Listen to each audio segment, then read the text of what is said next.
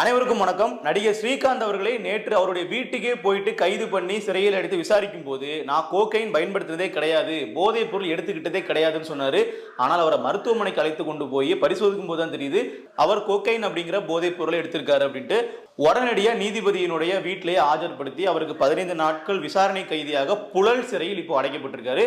ஆரம்பத்தில் நான் போதைப் பொருளை எடுக்கலன்னு சொன்ன நடிகர் ஸ்ரீகாந்த் அவர்கள் நீதிபதி முன்னாடி நான் போதைப் பொருள் எடுத்துக்கிட்டது உண்மைதான், ஆனால் நான் யாருக்கும் விற்பனையோ கடத்தலோ பண்ணல அப்படிங்கிறத ஒத்துக்கிட்டு இருக்காரு. இந்த இடத்துல அவர் போதைப் பொருள் எடுத்துக்கிட்ட குற்றம் நிரூபிக்கப்பட்டது அப்படின்னே சொல்லலாம். அதற்கான தண்டனை என்ன அப்படிங்கிறத நம்ம உள்ள பார்ப்போம். இதற்கு கூடவே அவர் காவலர்களுடைய விசாரணையில் பல திடுக்கிடும் உண்மைகளை சொல்லியிருக்காரு. நான் எப்படி இந்த போதை கலாச்சாரத்துக்குள்ள வந்தேன், எனக்கு யார் அறிமுகப்படுத்தினாங்க, சினிமா துறையில யாரெல்லாம் இந்த போதைப் பொருள் எடுத்திருக்காங்க அப்படிங்கிற பல தகவல்களையும் அவர் காவல்துறை கிட்ட சொல்லியிருக்காரு. இந்த வழக்கினுடைய அடுத்த கட்டம் என்னவா இருக்க போகுது அப்படிங்கிறதையும், போதைப் பொருள் பயன்பாட்டில் தமிழ்நாட்டில் உள்ள உச்ச நட்சத்திரங்கள் யாரெல்லாம் இருக்காங்க அப்படிங்கிறதையும் விரிவா இதுல பார்ப்போம். தாம்ப வெள்ளித்தாம்பளத்துல கொண்டு வருவாங்க கமல்ஹாசன் பார்ட்டில கோகேன். ஏங்க சகஜமா இருக்குங்க ட்ரக் கல்ச்சர் இப்போ கோலிவுட்ல. தனுஷ், தளபதி விஜய், ஆண்ட்ரியா, த்ரிஷா, விஜய் யேசுதாஸ், பாடகி சுசித்ராவுடைய முன்னாள் கணவர் கார்த்திக், இவங்க எல்லாரையுமே காவல்துறை விசாரணை வளையத்துக்குள்ள வர வச்சு இவங்களுக்கு கொக்கைனை யாரா சப்ளை பண்ணாங்க, இவங்க போதைப் பொருளுக்கு அடிமையா இருக்காங்களன்றதை மருத்துவ பரிசோதனை செய்யணும்.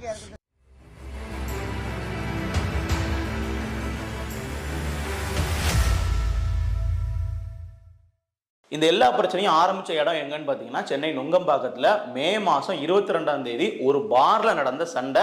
அங்கதான் அதிமுகவினுடைய முன்னாள் பிரமுகர் பிரசாத் அவர்கள், அஜய் வாண்டையார் அவர்கள் உட்பட 9 பேரை காவல்துறையினர் கைது பண்றாங்க. கைது பண்றதுக்கான காரணம் அப்படிங்கிறது பார்ல நடந்த தகராறு, இந்த போதைப் பொருள் விஷயம் கிடையாது. அந்த தகராறு மூலமா கைது பண்ணி சிறையில் அடைக்கப்பட்டு அவர்கள் மீது பல மோசடி வழக்குகள், பல கட்ட பஞ்சாயத்து வழக்குகள்லாம் இருக்கு. அதை தான் விசாரிக்கிறாங்க தனியாக சிறையில் அடைத்து. அதற்கு பின்பாக மறுபடியும் சென்னையில இந்த மாதம் 17ஆம் தேதி பிரதீப் குமார் அப்படிங்கிற ஒரு நபர் மாற்றாரு. அந்த நபரை விசாரிக்கும் போது மேற்கு ஆப்பிரிக்காவை சார்ந்த கானா அப்படிங்கிற நாட்டிலிருந்து ஜான் அப்படிங்கிற ஒரு ஆப்பிரிக்கர், அவரும் இவரும் சேர்ந்து போதைப் பொருள் கடத்தியது அம்பலமாகுது. அவர்களிடமிருந்து 11 கிராம் கொக்கைன், 40,000 பணம், 2 செல்போன்கள் பறிமுதல் பண்ணப்படுது. இந்த நேரத்தில் தான் சிறையில் உள்ள பிரசாத் அவர்களினுடைய கைப்பற்றப்பட்ட மொபைல் போன் எடுத்து பார்க்கும் பொழுது பிரதீப் குமார் அவர்கள் கூட அவர் தொடர்பில் இருக்கிறது தெரிய வருது. ஸோ போதை கடத்தல் கும்பலோட கட்ட பஞ்சாயத்து, பண மோசடி பண்ண பிரசாத் அவர்களுக்கு என்ன தொடர்பு அப்படிங்கிற இடத்துல தான் இந்த விசாரணை ஆரம்பிக்குது. இந்த இடத்துல பிரதீப் குமார் அவர்கள் கிட்ட உனக்கு எப்படி பிரசாந்த் அவரை தெரியும், அவருக்கு உனக்கு என்ன சம்பந்தம்னு கேட்கும்போது தான் நடிகர் ஸ்ரீகாந்துக்கு பிரசாத் என்கிட்ட தான் போதைப் பொருள் வாங்குவாரு, கொக்கைன் வாங்கியிருக்காரு, நான் கிட்டத்தட்ட ஒரு 3 வருஷமா அவருக்கு நான் சப்ளை பண்ணிட்டு இருக்கேன் அப்படிங்கிற உண்மையை போட்டு உடைச்சிட்டாரு. இதை விசாரிக்கிறதுக்காக தான் காவல்துறையினர் நடிகர் ஸ்ரீகாந்த் வீட்டுக்கு போயிருக்காங்க. அவர் நான் இல்லவே இல்லை, அப்படி ஒன்று கிடையவே கிடையாதுன்னு மறுத்திருக்காரு. காவலர்களும் அவரோட வீடை முழுக்க சர்ச் பண்ணியிருக்காங்க. அதுல எந்த விதமான போதைப் பொருளும் கிடைக்கல. ஆனா அவரை மருத்துவமனைக்கு அழைத்து கொண்டு போயிட்டு அவரை பரிசோதனை பண்ணும்போது அவர் போதைப் பொருள் எடுத்துட்டு அம்பலமாயிருக்கு. கிட்டத்தட்ட அந்த உயர் ரக போதைப் பொருட்கள்லாம் எடுத்துக்கிட்டாங்க அப்படின்னா 48 மணி நேரங்கள் வரைக்கும் அவர்களுடைய ரத்தத்தில் அந்த போதைப் பொருட்கான மூலக்கூறுகள் இருக்கும். ஸோ அவங்க எளிமையாக அதை கண்டுபிடிச்சிருவாங்க.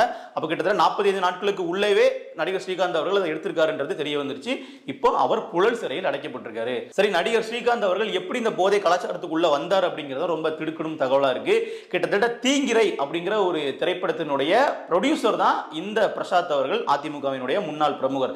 அந்த தீங்கிரை அப்படிங்கிற படப்பிடிப்பின் போது பார்ட்டிஸ் வச்சிருக்காங்க. நடிகர்கள் நடிகைகள்லாம் கூப்பிட்டு அந்த படக்குழுவினர்லாம் சேர்ந்து பார்ட்டி வச்சிருக்காங்க. பொதுவாக பார்ட்டி அப்படின்னு பார்த்தீங்கன்னா அங்கே மதுபானங்கள் இருக்கும் அப்படின்னு பலரும் கேள்விப்பட்டிருப்பாங்க. ஆனால் இங்கே மதுபானம் அப்படிங்கிறதெல்லாம் தாண்டி இந்த மாதிரியான தடை செய்யப்பட்ட போதைப் பொருட்கள் அங்கே அதிகமாக இருந்திருக்கு. ஸோ நடிகர் ஸ்ரீகாந்த் அவர்களுக்கு இந்த போதை பழக்கமே பிரசாந்த் அப்படிங்கிற இந்த சினிமா தயாரிப்பாளர் மற்றும் முன்னாள் அதிமுக பிரமுகரால தான் வருது. ஸோ அவர் என்னன்னா அதுக்கப்புறம் போதைக்கு அடிமையாகிறாரு. ஒரு முறையும் அவருக்கு போதைப் பொருட்கள் உபயோகப்படுதுன்னு சொல்லும்போது பிரசாந்த் அவர்கள் தான் இந்த பிரதீப் குமார் அவர்கள்ட்ட கேட்டு போதைப் பொருளை வாங்கி கொடுத்துருக்காரு. இந்த பிரதீப் குமார் அவருக்கு போதைப் பொருள் எப்படி சப்ளை ஆகுதுன்னு பார்த்தீங்கன்னா பெங்களூர்ல இருந்து அந்த ஆப்பிரிக்கன் நாட்டை சேர்ந்த ஜான் அவர்களுக்கு சப்ளை பண்ணியிருக்காரு. அவர் இவருக்கு கொடுக்குற விலை அப்படிங்கிறது 7,000 ரூபாய்க்கு வாங்குறாரு பிரதீப் குமார். அந்த 7,000 ரூபாயில இருந்து 12,000 ரூபாய்க்கு நடிகர் ஸ்ரீகாந்த் கைக்கு போகுது. ஸோ இப்படிதான் அந்த போதைப் பொருள் கடத்தல் அப்படிங்கிறது லாபகரமான ஒரு தொழிலாக பண்ணிட்டு இருக்காங்க. வாங்குற இடத்துல 7,000 ரூபாய், விற்கிற இடத்துல 12,000 ரூபாய் அப்படிங்கும்போது 1 கிராமுக்கு 5,000 ரூபாய் லாபம் வச்சுக்கிறாங்க. அப்போ இந்த மாதிரி கிட்டத்தட்ட கடந்த 2023 இருந்து இப்போ வரைக்குமே 4,72,000 ரூபாய்க்கு போதைப் பொருளை விற்றிருக்கிறார் பிரதீப் குமார் பிரசாத்திடம். நடிகர் ஸ்ரீகாந்த் இருக்காங்க. ஸோ இதுதான் இந்த வழக்கில் காவல்துறையினர் கண்டுபிடிச்சிருக்கக்கூடிய விஷயமா இருக்கு. ஆனால் இது ஒரு மிகப்பெரிய நெட்வொர்க் அப்படிங்கிறதையும் ஸ்ரீகாந்த் அவர்களினுடைய விசாரணையின் மூலமா தெரிய வந்திருக்கு. குறிப்பாக சினிமா துறையில் உள்ள பெரும் பிரபலங்கள் எல்லாருமே இந்த போதைப் பொருளுக்கு அடிமையா இருக்கிறது நமக்கே சமீபத்தில் தெரிய வருது. மன்சூர் அலிகான் அவர்களினுடைய மகன் அவரும் சமீபத்தில் போதைப் பொருள் பயன்படுத்தி கைது செய்யப்பட்டாரு. அது இங்க மட்டும் இல்ல, பாலிவுட் லெவல்ல நீங்க பாத்தீங்க அப்படின்னா ஷாருக் கானினுடைய மகனும் இதே மாதிரி போதைப் பொருள் பயன்படுத்தப்பட்டு கைது செய்யப்பட்டாரு. இவர்களுக்கு எல்லாருக்குமே வயசு வந்து மிக மிக குறைவு. இவர்கள் மத்தியில் முதற்கொண்டு போதைப் பொருள் போகுது அப்படின்னா இது ஒரு பெரிய நெட்வொர்க்காவே பண்ணிட்டு இருக்காங்க நம்ம சொல்லலாம். ஏன்னா அவர்கள் வந்து நேரடியா ஆப்பிரிக்காவுக்கு போயிட்டோ இல்ல பெங்களூர் போயிட்டோ போதைப் பொருள் வாங்கிட்டு வர மாட்டாங்க. அவர்களுக்கு சப்ளை பண்றதுக்கு இங்க ஒரு சப்ளை செயினே வந்து இருக்கு அப்படிங்கறத நம்ம பார்த்திருப்போம். ஏன்னா கடந்த ஆண்டுகளே ஜாஃபர் சாதிக் அவர் கைது செய்யப்பட்ட போதே தமிழ்நாடு எந்த அளவிற்கு போதைப் பொருள் கடத்தக்கூடிய ஒரு மாநிலமாக இருந்திருக்கு அப்படிங்கிறது நமக்கு தெரிய வந்துச்சு.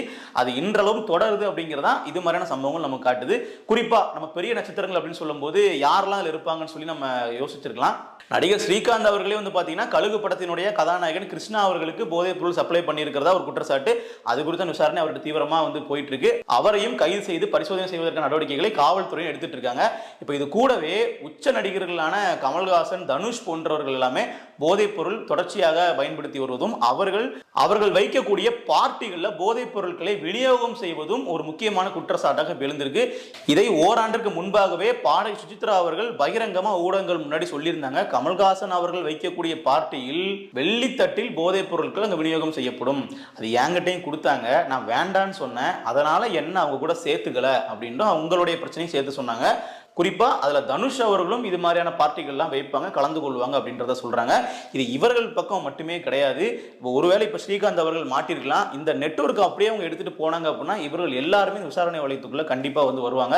ஏன்னா அந்த ஒரு இடத்துல ரெண்டு இடத்துல பார்ட்டி நடக்கிறது இல்ல. சினிமாவை பொறுத்த அளவுல தொடர்ச்சியா வந்து வாரத்துக்கு ஒரு முறை பார்ட்டி பண்ணிட்டே இருப்பாங்க. இங்க டாஸ்மாக்ல விற்கக்கூடிய சரக்குகள்லாம் அங்க இருக்காது. அங்க இருக்கிறது எல்லாமே இது மாதிரி தடை செய்யப்பட்ட போதைப் பொருட்களா இருக்கு. கொக்கைன், ஹெராயின், மெத்து போன்ற பொருட்கள் தான் அங்க வந்து அதிகமா இருக்கு. நம்ம மெத்தெல்லாம் வந்து பிரேக்கிங் பேட் சீரிஸ்ல தான் நம்ம வந்து பார்த்திருப்போம். இப்ப தமிழ்நாட்டிலே இவ்வளவு சர்வசாதாரணமா கிடைக்குது அப்படிங்கிறது ரொம்ப ஒரு அதிர்ச்சியான விஷயமா இருக்கு. அதெல்லாம் தாண்டி விக்ரம் படத்துலலாம் கமல்ஹாசன் அவர்கள் வந்து போதைப் பொருளை ஒழிப்போம் அப்படின்னு வசனம்லாம் பேசுறாரு. ஆனா அவருடைய பார்ட்டிலேயே இது மாதிரி போதைப் பொருள் சப்ளை பண்ணப்படுதுங்கிற ஒரு பகிரங்கமான குற்றச்சாட்டு சுசித்ரா அவர்கள் வைக்கும்போது அவர்கள் எல்லாருமே மௌனமா தான் இருந்தாங்க அப்படிங்கிறத நம்ம வந்து பார்க்கணும். தீவிரவாதி எப்படிப்பட்ட தீவிரவாதி? ட்ரக்ஸ் தீவிரமா இருக்கிற தீவிரவாதி. அடங்கப்பா, இது உலக நடிப்புடா சாமி. இந்த போதைப் பொருள் நெட்வொர்க்கை பிடிக்கிறது அப்படிங்கிறது ரொம்ப கஷ்டமான விஷயமாலாம் நம்ம நினைச்சுக்கவே வேண்டாம். காரணம் என்னன்னா இவர்கள் யாருமே கள்ளச்சாராயம் காய்ச்சற மாதிரி ஒரு சின்ன இடத்துல அவர்கள் வீட்டுக்குள்ள மறைமுகமா வச்சு உற்பத்தி பண்ணி அதை எடுத்துக்கிறது கிடையாது.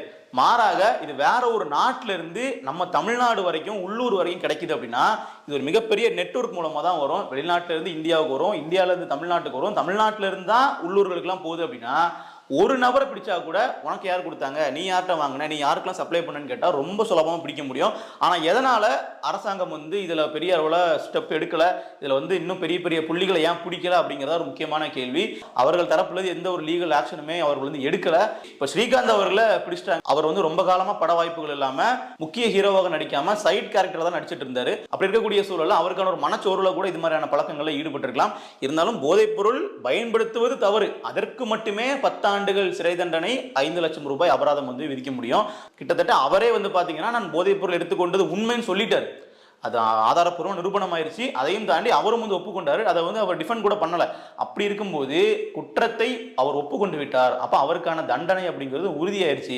இப்போ அவர் என்னோட குழந்தைக்கு வந்து முடியல, நான் எனக்கு ஜாமீன் கொடுங்க, நான் வெளியே இருந்து அந்த வழக்கை நடத்திக்கிறேன்ற மாதிரி சொல்றாரு. ஆனா தண்டனை அப்படிங்கிறது உறுதிங்க தெளிவா தெரியுது. கிட்டத்தட்ட அவரை விசாரிக்கும் போது இதுல பல பேருடைய பெயரை வந்து அவர் சொல்றதுக்கான சாத்தியக்கூறுகள் இருக்கு. சுசித்ரா அவர்கள் சொன்னது இப்ப கிட்டத்தட்ட மறுபடியும் வந்து ஒரு முக்கியமான பேசுபொருளா இருக்கு. கமல்ஹாசன் அவர்களோ இல்ல பெரிய நடிகர்களான தனுஷ் போன்றவர்களுக்கு இதுல தொடர்பு இருக்கு அப்படிங்கிறத காவல்துறையினர் கண்டிப்பா வந்து விசாரிப்பாங்க இனி வரக்கூடிய காலங்கள்ல. ஆனா இது மாதிரியான உச்ச நட்சத்திரங்கள் மீது அவர்கள் எடுக்கக்கூடிய அந்த ஆக்ஷன் அப்படிங்கிறது நடிகர் ஸ்ரீகாந்த் அவர்களை கைது பண்ணி சிறையில் அடைச்ச மாதிரி வலுவா இருக்குமா அப்படிங்கிறதான் கேள்விக்குறி. சரி, இந்த போதைப் பொருள் கலாச்சாரத்தை பற்றி நம்ம அந்த அளவுக்கு கவலைப்படணுமா? நமக்கு தமிழ்நாட்டில் பிரச்சனையா இல்லை, தினந்தோறும் வந்து கொலை நடக்குது, கொள்ளை நடக்குது, கற்பழிப்பு நடக்குது, இதெல்லாம் விட்டுட்டு எவனோ வந்து எங்கேயோ வந்து மெத்து சாப்பிட்டுட்டு போகிறான், கோக்கைன் சாப்பிட்டு போகிறான், நமக்கு என்ன பிரச்சனை அப்படின்னு நம்ம கேட்கலாம். ஆனால் இப்போ நமக்கு இருக்கக்கூடிய எல்லா பிரச்சனைக்கும் இந்த போதைப் பொருள் தான் ஒரு அடிப்படையான காரணம். இப்போ கொஞ்ச நாளைக்கு முன்னாடி பகுஜன் சமாஜ் கட்சியினுடைய மாநில தலைவர் ஆம்ஸ்ட்ராங் அவர்களை படுகொலை பண்ணாங்க அவரோட வீட்டு வாசலில் வைத்தே. அதில் போதைப் பொருள் சம்பந்தப்பட்டிருக்கு. கொலை செய்யக்கூடிய நபர்கள் சிறு வயது நபர்களா இருப்பாங்க, அவர்களுக்கு அளவுக்கு அதிகமான போதைப் பொருள் கொடுக்கப்பட்டு அப்படிதான் அந்த கொலைக்கு அவர்கள் வந்து தயார்படுத்தப்படுறாங்க. கொலையும் நடக்குது. இது வந்து இந்த விஷயத்துல மட்டும் இல்ல, தமிழ்நாட்டில் நடக்கக்கூடிய செயின் பறிப்பு, கற்பழிப்பு, ஒரு மூதாட்டியை போயிட்டு ஒரு இளைஞர் வந்து கற்பழிப்பு பண்றாரு அப்படின்னா அப்போ அவர் போதையில இருந்திருப்பாருன்றது விசாரணையில தெரிய வரும். செய்திகளையுமே இது ஆவணப்படுத்தப்பட்டு நீங்க பார்த்திருப்பீங்க. தொடர்ச்சியா என்ன மாதிரியான குற்ற சம்பவங்கள் நடந்தாலும் தமிழ்நாட்டிலோட சட்ட ஒழுங்கு மிகவும் மோசமாக போயிருக்கிறத நாமளே பார்த்திருப்போம். ஒரு 5 ஆண்டுகளுக்கு முன்பாக வந்த செய்திகளுக்கும் சமீபத்தில் வரக்கூடிய கொலை கொள்ளை தொடர்பான செய்திகளை நீங்க பாத்தீங்கன்னா சமீபத்தில் ரொம்பவே வந்து அதிகமா இருக்கும். தினந்தோறும் ஒரு 3-4 செய்திகள் வந்து முன்னணி ஊடகங்கள்லயே பெரிய அளவுல காட்டப்படும். காரணம் என்ன அப்படின்னு பாத்தீங்கன்னா எல்லாத்துக்கு பின்னாடியுமே போதைப் பொருள் இருக்கு அப்படிங்கிறத நம்ம தெரிஞ்சுக்கணும். முன்னாடி எல்லாம் போதை அப்படின்னா குடி போதை, மது குடிப்பு தான் வரக்கூடிய போதை நம்ம நினைச்சிட்டு இருப்போம். இப்பெல்லாம் போதை அப்படின்னா இந்த தடை செய்யப்பட்ட போதைப் பொருட்கள் தான் அவர்கள் வந்து அதிகமா பயன்படுத்துறாங்க. ஏன்னா டாஸ்மாக்ல குடிக்கக்கூடிய அந்த சரக்கு வந்து அவர்களுக்கு போதை போதுமானதா இல்லையான்னு தெரியல.